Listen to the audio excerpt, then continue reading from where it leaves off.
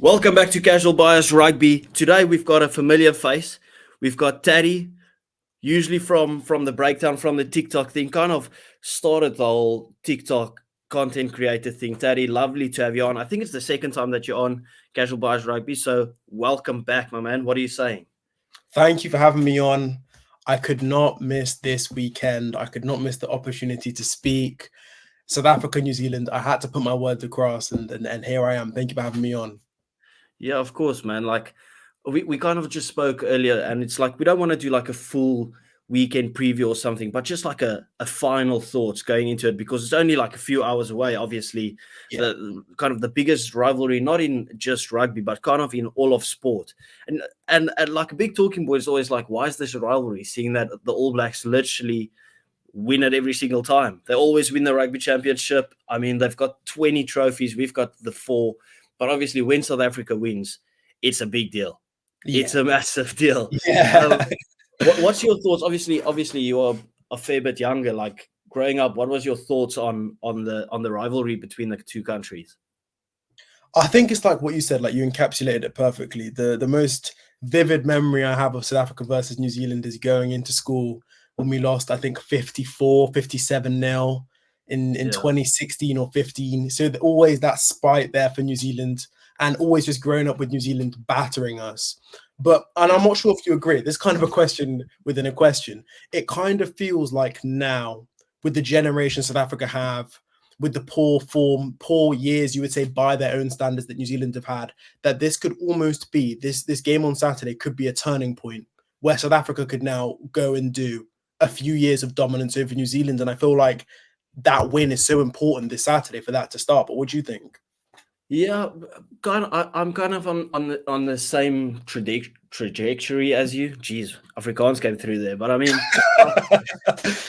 like the thing is, we'll never see dominance like we saw in the past from the All Blacks, right? Like that was world dominance on a global level for any sport, in any team in any sport. I mean, what was their win percentage? Like 88% or something like that in 4 or 5 years. That is a ridiculous stat. A turning point, maybe. I think if we finally say, listen, we want to move away from just being a World Cup team and we want to actually go for these rugby championships. That is the dream, in my opinion. As a Springbok supporter for life, it's always been like, yeah, the World Cup is nice. We've won the most prestigious thing in the world 4 times, the most of any country. And obviously, when the World Cup comes, our full focus should be on the World Cup. But I want that silverware in between, right? I want that dominance that we saw from the All Blacks, which like, okay, 2011 won the World Cup. Well, 2009, 10 won the rugby championship, won the World Cup in 11, and then kind of I think they did a clean sweep from 11 to 15 in rugby championships, and then the World Cup as well. I kind of want to do where we at least win 50% of the rugby championships that we play in, where we can say this is a competitive rivalry. And I kind of feel like we are building towards that. We can see our boys care about this rugby championship more than we did in the past. Which like, okay, World Cup's done, let's build for the next World Cup. Like, no, okay, play some of the boys, and then you kind of just bring the new guys in. Like we see Sasha, 21 years of age, coming through immediately after, but you still got the experience to kind of help him find his feet. It's not all of a sudden, oh shit, okay, everyone needs to find their feet again. You get what I mean?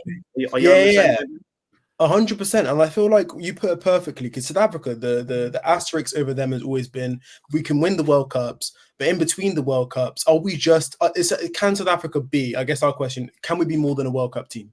That is the biggest question with South Africa.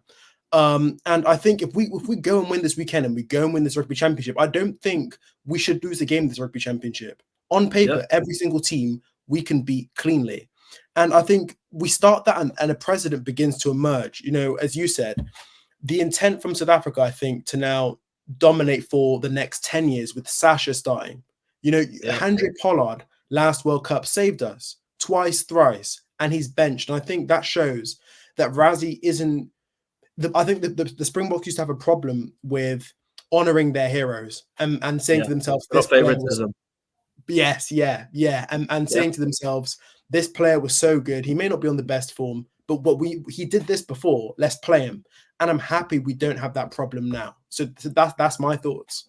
Yeah, dude, especially when we talk about like South Africa is always renowned for the depth that we have. Like when you want to talk about depth, you can't just have depth and only have Rugby World Cups, because then Yeah. that has nothing to do with depth. Depth is you can play your strongest team, but when you change it up a bit, you can still go on and beat the Wallabies, beat Argentina, be undefeated in the Autumn Nations when you switch it up a bit. Like we're building this crazy depth, but like I love it. But I want to see these boys perform now. I want to see some proper game time for everyone. That's why I'm so happy about Sasha starting with. If it was like building up to this All Blacks game, and we saw Sasha starting 2-3 games in a row, and then all of a sudden it's the All Blacks, and we revert straight back to Pollard. Yeah. I would say like that almost feels like 3 steps back. You get what I mean?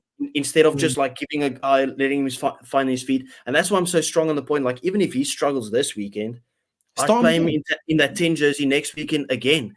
Like he's got the taste of it. He knows what to expect. If he struggles next weekend, fine. Bro, it's literally the biggest stage before the World Cup for him. So I love the fact that we are going out there saying we're going to play some fluent rugby, not trying to grind them down. Because I've got a question for you. Yes. Do you think we're not looking enough into the Twickenham game right before the World Cup? And the reason I'm asking that is because both teams wanted to win that game. But you saw how much more fluent South Africa played, and you saw how we struggled when we reverted back to type in that Rugby World Cup final. If we play like we did in that Twickenham game, it could be a different story. Yeah, I completely agree with you. I think the thing is, when you look at the Springboks, it's all about culture.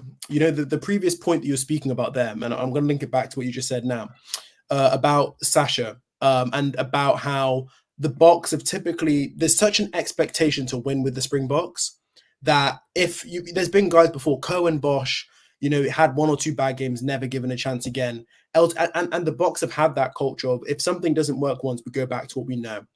And you look at the style, this new running style that's emerging for the Springboks.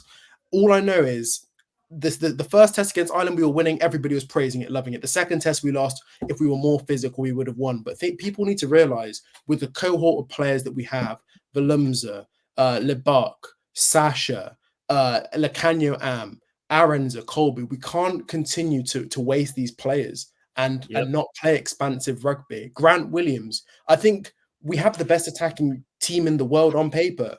Do you know what I'm trying to say? Yeah.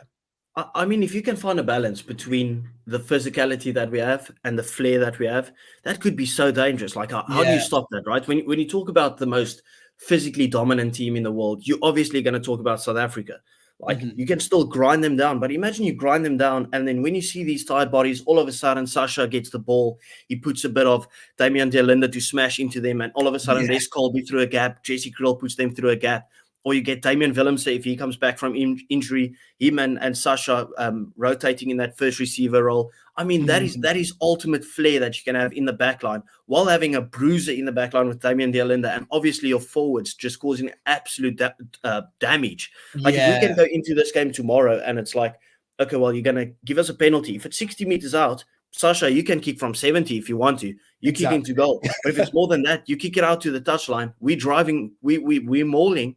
We are mauling, and if you think you're stopping it, that ball's out to the back line, and it's quick pace. That's kind of what I want to see. That's what I want to see. I want to see some proper balance. And I'm not saying this as writing off the All Blacks. I'm just looking at the potential that our South African Springbok team has. I'm like, this is a generational team that we could be witnessing here for the Springboks, and we just need to tap into that and actually trust the system that Tony Brown is building with the backline, instead of criticizing it 3-4 games in. And it's so interesting what you said, because I remember, like, back in the day, the sentiment was, you don't play the All Blacks at their own game. Nobody can beat them at the running game. But I think now, I genuinely think we can. I think the All Blacks, just to speak about them quickly, they're kind of, they're not a terrible team by their standards, it's not looking good. It's not looking good by their standards. I don't think that we would necessarily be putting ourselves at risk if we say to ourselves, okay, we're going to run the All Blacks. We want to play wide, expansive. We bring on Pollard, then we revert with the 6-1 bench, then we revert to a physical style. I'll be happy to do a split of expansive rugby, then physical rugby. That could work as a balance, because it's all about the game plan, isn't it? and switching things up. But that's just my thoughts. Yeah. Yeah, like let's switch it over to the All Blacks, right? Because Yeah. I've seen a lot of people criticizing the All Blacks, and albeit I think there's some merit to it. We have to remember, as you've mentioned a couple of times, you have to put it in perspective that it's the standard that we expect from the All Blacks. Like they had the ultimate team in all of sport, right? If you had to build a world 15, right? I'm guessing you probably put in 70% of the All Blacks. That's just how good they were. And now, obviously, with generations coming through and stuff, obviously they're not to that level, but it just shows you how much the game itself has grown. Like if you look at it, imagine if the Wallabies came back to what they used to be. And I still believe it. We'll get into the Wallabies versus Argentina as well. I believe the Wallabies can still get better. But imagine if you have a competitive South African team, All Blacks team, Irish, France, Scotland getting better, Wales getting back to sorts, the Wallabies. I mean, all of a sudden, you've got like a 8-9 team horse race for whatever tournament you're taking part in. I just think the fact that the other teams are making other teams look beatable. Every team looks beatable because every other team is that good. I think that's a good thing for the sport. And obviously, New Zealand has got a new system at the moment. We can't forget that, right? Like a good example that I can use is look at England in the Six Nations when Felix Jones came in defensively. I'm purely talking on defensively. Struggled against Wales, struggled against Italy, lost to Scotland, but all of a sudden it clicked and they beat Ireland. They should have won the game against France and arguably should have won both games against the World Cup against the All Blacks. And that it takes time. This is Scott Robertson's 4th game in charge, right? Yeah. And we also know form goes out of the window when you're playing your rivals. That's what I was gonna say. It would be the most Kiwi thing for the All Blacks to have had bad games, then go South Africa and beat us. And it's just. I mean, you only have to look as far as the World Cup. At the World Cup, they lost to France in the opening game. They managed to scrape past Ireland. Everybody wrote them off. With 14 men, they came within 1 point. And I think we played better with 14 men. Exactly. And it goes back to that conversation we have of how rugby is 80 minutes. Everything that happens before doesn't matter. The only thing that matters is that 80 minutes, and history plays so much into it as well. The All Blacks, the players, they have this arrogance of, we are the All Blacks, we are the best team in rugby. And as you said it yourself, it's all about perspective. This All Black team, I think people need to understand, Scott Robertson is a good coach, but he needs to adjust to the international game. It's not going to be overnight. Like, taking into account the while for Russia as well. 2018, Russia struggled a bit. 51% win record in his first year. Do you know what I mean, mate? And like, still only 60%, I think, or 65%. Yeah, exactly. And like, with the standard of international rugby now, if anybody thinks that a team can have an unbeaten year and that's an easy feat, they're crazy. Yeah, they're crazy. Yeah, I fully agree. And you know what I kind of respect so much about the All Blacks? Like, obviously, they are the greatest team to play the game, right? I don't think it's up for debate, right?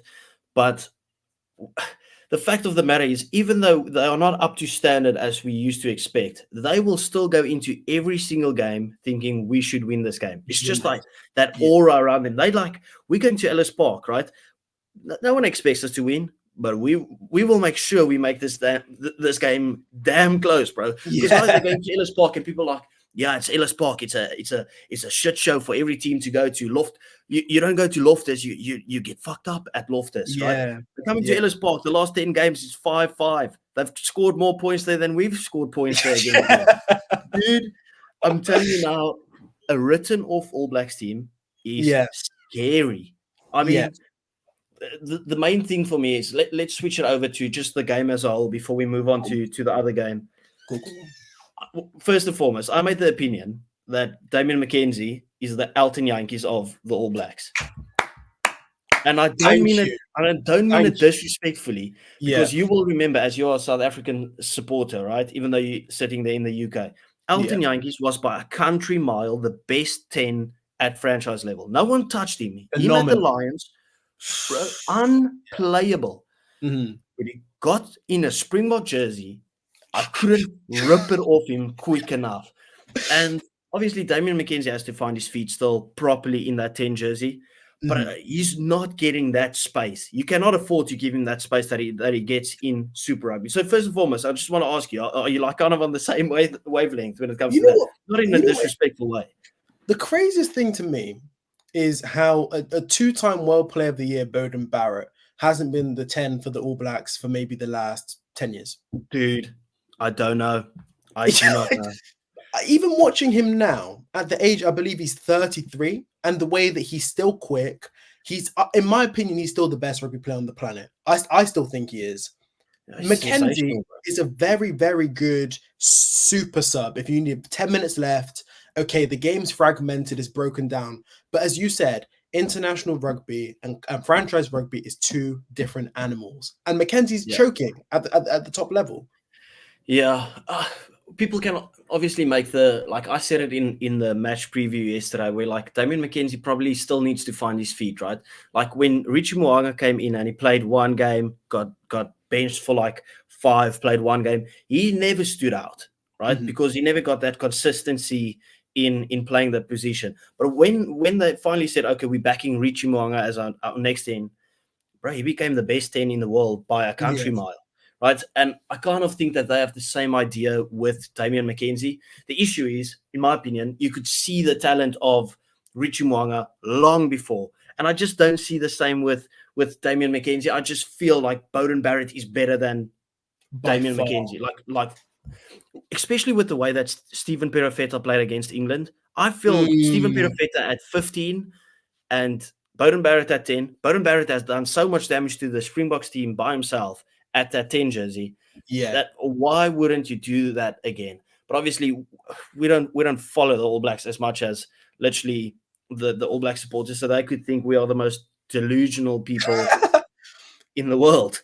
But where do you think, let's start off with South Africa. Where do you think South Africa wins this game? I think South Africa, Jesus, there's multiple areas.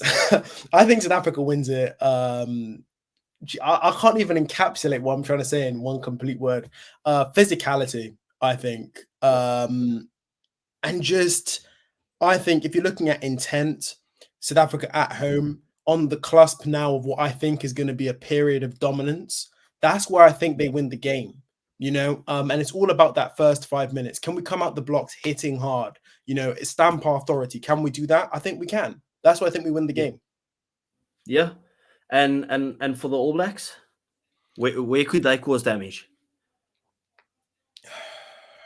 Jesus.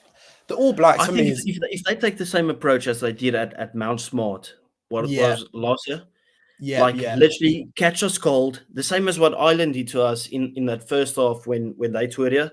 Catch us cold, run us all over the pitch. That rush defense doesn't know whether it's going to get a kick over the top, a pass out wide, and then a kick over the top, or just like run that ball crazy, run us from side to side. That's where I think the All Blacks do serious damage, because we know that those wingers, you give them an inch of space, it's a try. You know, Will Jordan has 34 tries in his last 34 games. I think the line-out worries me as well without even starting. And Peter Steph, he's in at lock. And what's your thoughts on that? Would you have started? Would you have started Eben? It's hard to say. I think Eben Etzebeth, I think he is deserving of a rest, because I think probably Peter Steph was deserving of rest, because we play those guys so many times they don't get a chance to have a breather. We're not resting them against the All Blacks. We should have done it early, in all fairness. But I'm confident in the guys that we've got to play them. I don't think it's an absolute train wreck. I still think, hopefully, fingers crossed. I mean, against New Zealand, especially our scrum, we haven't. If I'm not mistaken, in the World Cup final, we weren't really able to stamp our authority in the scrum. Bro, they were better at scrum. They were better at scrum. They were solid. So Bomb squad came on and it got diffused instantaneously. It was scary. Like my arsehole with that last scrum. That just tells you, like, bro, no one gave the All Blacks a chance. That's the thing that we talk about now. Like, I don't know about you, but like, I'm a gambling man. I've looked at the betting odds. I'm like, bro, if you put $100 on the All Blacks, you get $400 back. Are you joking? Are you joking? I'm not. I would not bet I don't think in my life I'll ever bet for the All Blacks to lose a rugby game. I don't think I can personally. No, you it's can't not do for me. that. You can't do that. Just back your team, but then if your team loses, it's double whammy. Anyway, yeah, I actually lost my train of track. My train of thought now. I was going to ask you a question for you. Yeah. What do you see? Just a quick one. What do you see the scoreline being? Are you saying a blowout win or single digit? Yeah, like that. I actually see it being a close game. Yeah, I do believe it's going to be a close game. I think at some point maybe the either the Springboks or the All Blacks might look like they're pulling away. Like let's say a 12, 14 point gap. The other team scores one try, they score another try, and all of us. I see it like that. I see it being a higher scoring game. But saying that, that's why I actually wanted to say it. At first I was like, it's so stupid not to start Eben, because if you can get 60, 70, 80 minutes out of him, why wouldn't you want to take all those minutes out of Eben, right? Mm-hmm. But then I'm also thinking, well, because it's going to be a close game, Ruan Orkia, Pieter Steph Tutoy, all of them are workhorses, right? Mm-hmm. And then if it's a close game, whether we're defending the game or chasing the game, who better to bring off the bench than your most experienced campaigner, Eben Etzebeth? It's kind of just rile the guys up. If we are 2 points behind, him doing some crazy stuff, just like bringing the team in, or whether we're in the lead and he's like kind of calming the boys down, having them understand the significance of this moment. So I kind of made peace with it, with him coming from the bench. I was almost like, well, I would also play him from the bench now if you take a bit of a different mindset to it. What's your thoughts? Are you thinking close game? You're thinking high scoring game? Where are we going? I'm agreeing with you, and I think where the game will be won for the Boks is that bench, like what you said. You know, you mentioned Eben Etzebeth in the forwards, and I think if you also have a guy like Handré Pollard potentially coming on, that is huge. I think we have 2 10s that can ice a game and can net us over a 3-point winning kick if we need to. So I think the clutch factor's there. I think the leaders are there, and I see it being a single point Springbok win, extremely close though. I've got it as like a 8-point victory for the Springboks. I see it maybe being like a 5-point lead for the Springboks, and then we just kick a penalty to kind of secure it. Mm-hmm. But then also you can get like a 8-point victory where you're like 15 in front and you just like the other team scores a consolation. I do not see it playing out like that. I see it being close till the end. Till the end. Do you have any final thoughts on the game, or are you ready to move on to the Wallabies and Argentina? Just one final thought, like what I said. I think the gravity of this match, I think that's why I'm not sure if you have. It's almost giving World Cup nervousness to me. Just like knowing if we win this game, got one hand on the cup. Exactly, one hand on the cup, and a cup that we have struggled to win and retain. And I'm excited. That's it. I'm excited. Yeah, it's just because we see the potential in the squad, right? Like, it's a tough pill to swallow, like knowing we won 2 World Cups in a row, but we're not even close to the conversation of the greatest team to ever do it with the way that the All Blacks did it, because they literally won all the rugby championships in between. Like, that's a tough pill to swallow, but you know that we've won one. We've won the 2 World Cups, and now we win the one directly after the World Cup. We're building up towards the next World Cup. Imagine you have a 3-peat of the World Cup, and in between that, we've won 2 rugby championships as well. And previously, we had British and Irish Lions. Then all of a sudden, it's like, well, how do you not say this?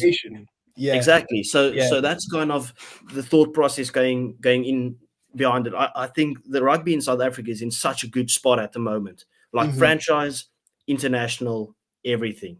But let's switch over to the All Black, to the Wallabies and Argentinian game, and we won't talk about it for too long. But I need to get your perspective, man. You're a guy that says wild stuff, but I need to know your opinion on where the Wallabies are at right now. I would lump the the Wallabies in a Wales sort of spot, where no matter who you get in to coach that team, no matter. I think the problems go deeper than just we need a coach to fix this team. That's what I think. It is a systematic problem which the Wallabies are facing. I mean, you're looking at not having won a rugby championship game since 2022. That is the gravity of this situation. And honestly, as inconsistent as Argentina are, you know, going from winning that first test in New Zealand to obviously losing, I don't see a way they lose on Saturday, to be honest. I think it's a comfortable win for them. Well, for That's Argentina. yeah. I don't think Australia have a chance. Oh, I'm on a different page. I'm on a different page. Casual, don't do So, this. so I'll give you my reason. I'll give you my reasoning, right? So, first and foremost, I rate Joe Schmidt very highly. I think he's a great coach. Yeah, I think he's a great coach. I mean, look at the impact that he had at Irish Rugby. Look at the impact that he had when he came into Fozzie's coaching staff, right? What he did with the All Blacks. Like, that was arguably the worst All Blacks we've ever seen, even though they still won the rugby championship. But arguably the worst All Blacks that we ever saw. And he, like, pushed them, him and the forwards coach that came in, pushed them to the World Cup final. Like, that was a crazy impact that they made. Now, what I'm thinking is, like, what is our expectation of the Wallabies after the Eddie Jones era? Like, after a coach that has kind of destroyed everything, they came back, they beat Wales twice. Arguably should have done it way easier than they actually did. They made it very close, but they were in the lead by like 26-0 and then ended the game on I don't even know, like a 3-point victory. You understand, like, they kind of let Wales back in. And that was a Wales team that actually looked a bit better and looked like they had something to play for. And then Georgia is a team that everyone's been calling to replace Wales in the Six Nations. And they beat them. Now, obviously, Georgia had a good performance. The Wallabies weren't really there. But that was their first 3 games. Guys that are really just trying to find their feet. Joe Schmidt's system not really going as yet. But now they're playing against the world champions with the best defense in the world, where this Australian team is purely just running rugby. If you look at the backline that they have, that's all that they have at the moment, right? Yeah. Like, what was our expectation? Because they got blown out of the water in the first half of the first game, but arguably the better team in the second half of the first game. Maybe not. Maybe they just looked a lot better than they did in the first half. And then the second game, and then in the second game, they're playing in torrential rain, where it's literally just you have to match up against the South African physicality. There's nothing else that kind of decides the game. So how do you really judge them? You get what I mean? Like, I get being harsh on them, but I don't think we can be too harsh on them. And I think this Argentinian team is being overrated. You know what's so hard, I think, with rugby and judging teams? It's so hard not to think about history, not to think about that Foley and those Foley, Hooper, Pocock, Falau teams. And it's dangerous. So hard. I guess my expectation of Australia now is they're a rebuilding team. I at least expect them to be competitive with an Argentina. New Zealand, South Africa, I don't think it should be close, to be honest. That's my expectation of them. Yeah. The thing is, like, I don't know about you, but after Argentina made history once again, right? I didn't expect them to beat New Zealand in Auckland. No. I thought they maybe turned the page and they're like, okay, we're not going to have 40 to 50 put past us. Guess what happened? They rinse and repeat it. That's exactly what happened. Yeah. And I'm kind of like, well, this Wallabies team know they have everything to play for at the moment. They have nothing more to lose, right? Yeah. No one has any expectations of them. And I kind of think it's good that they're playing away from home, where it's like, okay, we know our own fans aren't going to boo us. Away from the pressure. Yeah. Exactly, And Argentina's home ground advantage is the most overrated thing in the world. They get smashed at home. They got smashed by France at home, and then they win when they play away. I know South Africa, we've won there a couple of times, but they've pulled us very close. They've beaten the All Blacks away from home and all those type of things. I think they just crumble under their own emotional pressure. And I think that kind of plays into the hands of the Wallabies. That's why I've actually got them to win this game by 4 points. It's so hard because you're looking at inconsistency versus just flat out just poor results. And as you said, Argentina at home aren't a trustworthy team. But then again, we've seen glimpses from Australia, but we haven't yet seen. I haven't personally yet seen an encouraging 80-minute performance where I'm saying to myself, I'm entirely convinced that they can go and beat Argentina. But with Argentina, we know they're capable at least of putting up an 80-minute performance. And against this Australia team, I'll be seriously concerned if they don't beat them. I'm completely trusting them to get the job done. Yeah, on paper they should get the job done. It's I want to have you misunderstand what I'm saying. I just think like on paper they should be smashing this Wallabies team. This is a very poor Wallabies team still. Like Joe Schmidt's not going to come in a few weeks do a little bit of tweaks and all of a sudden they're gonna beat everyone, right? Yeah. No, but they are a talented team. I would not put it past this Wallabies team to actually go ahead and win, because first and foremost, Eddie Jones never had the right guys in there. Ben Donaldson playing there, that guy's a history teacher. What are you even talking about? Have you ever heard a more history teacher name in your life? Ben Donaldson. No. So I mean, if you play Tate McDermott, you play Noah Lolosio, you play Hunter Paisami, Len Ikitau. I know they got another inside center instead of Paisami now making his debut.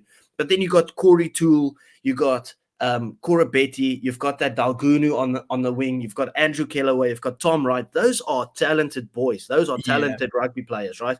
You look at their forwards back. I mean, Taniela Tupa, you still got James Slipper, you got Angus Bell, who in my opinion is one of the best scrummagers in the world. There's talent there. They just gotta get that chemistry going, because Eddie Jones never played any of them together. He literally left all of those guys out. That is ridiculous. All of these good names that I just mentioned, he left all of them out. For history teacher, you're giving me PTSD to World Cup Australia. I don't want to think about it, to be honest. Yeah. But I think it's what you're saying. All Australia need, I think, is that 80-minute performance, and it could it could very. I think we have to be realistic. If it's going to be against any team, it's going to be against Argentina. Just one game where everything just clicks for them, and they're able to get it right, and then they can say to themselves, "Let's start being competitive again." Argentina's home record, as we've previously spoken about. Listen, I'm going to back Argentina, but I'm not like 100% confident. You've kind of swayed my mind. Yeah, I actually think it's, for both of these teams, it's the perfect competition for each other to kind of measure where they're at.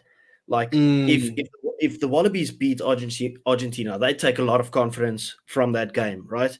And if Argentina beat the Wallabies, it's like, okay, we aren't that inconsistent that we actually lose to this lower tier Wallabies team.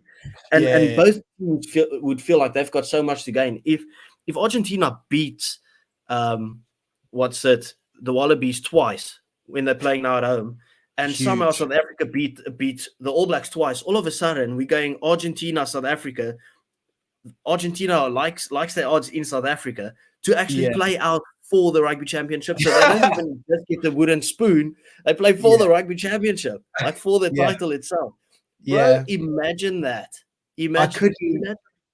The script writers would be cooking if that is the case, bro. I think it's one of those things where there's always been this question around the rugby championship as to whether, especially the last 10 years, I know historically Australia's always competed, but there's kind of been the shift to it just being South Africa versus New Zealand and the other two teams in the foreground. And I think what you said there so crucial, because Argentina can now turn the tide if they go and win these two games. It could be huge for them.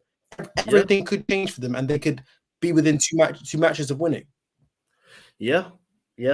So what's your official prediction on this one? Argentina by? Argentina by, I'm going to say by 11. 11.